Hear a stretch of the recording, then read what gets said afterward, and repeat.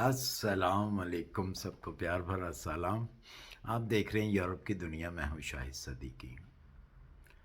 اچھا جی، last year 2022 میں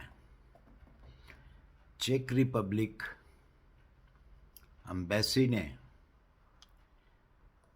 appointment جو ہے وہ دینا بند کی ہوئی تھی، کسی کو بھی وہ ڈیل نہیں کر رہی تھی، خاص طور پہ جن کے پاس ورک ایگریمنٹ تھے، ورک ویزا تھا، ان کو اپوائنٹمنٹ نہیں دے رہی تھی۔ سب کو یہی کہہ رہی تھی کہ ہم ورک ویزا کو ڈیل نہیں کرتے۔ اس کی کیا وجہ تھی؟ اس کی وجہ بالکل سامنے آ چکی ہے اب، جو کہ میں آج کی ویڈیو میں آپ کو بتاؤں گا۔ یہ صرف چیک ریپبلک نہیں تھی، یہ پولینڈ بھی تھا بیچ میں شامل۔ اس کی ایک بہت بڑی وجہ تھی جس کی وجہ سے چیک ریپبلک اور پولینڈ جو ہے وہ آپ لوگوں کو اپوائنٹمنٹ نہیں دے رہا تھا۔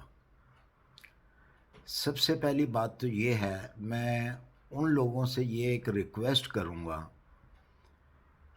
کہ ان کنٹریوں سے اگر کوئی آدمی آپ کو کہتا ہے کہ جی آپ مجھے اتنے ڈالر دیں میں آپ کو ویزا دیتا ہوں،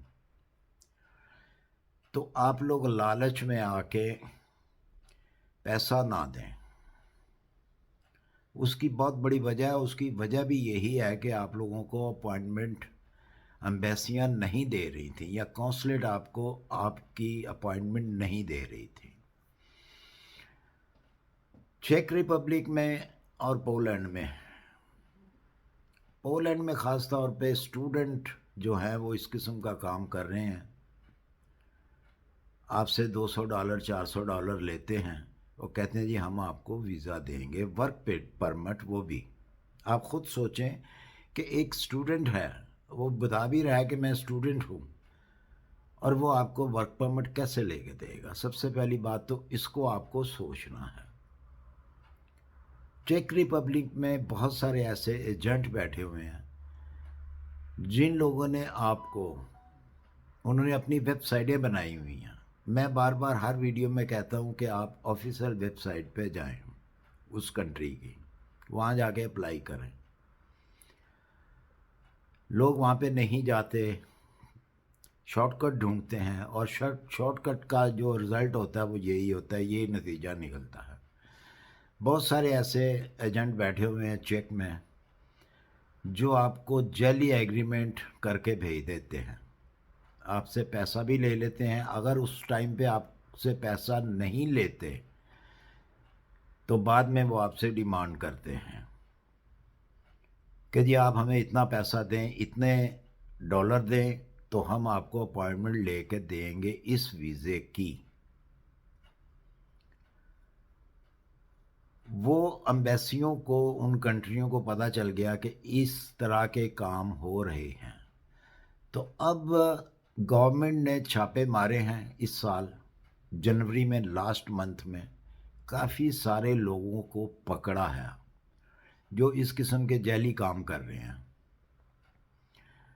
تو مجھے امید ہے اب جو اطلاع ملی ہے، انفارمیشن ملی ہے، وہ یہی ملی ہے کہ اس سال سے جو بھی ایگریمنٹ آئے گا، جو بھی agreement work permit, work visa آپ کو ملے گا، وہ اوریجنل ہوگا، اور امبیسیاں آپ کو اپوائنٹمنٹ دیں گی۔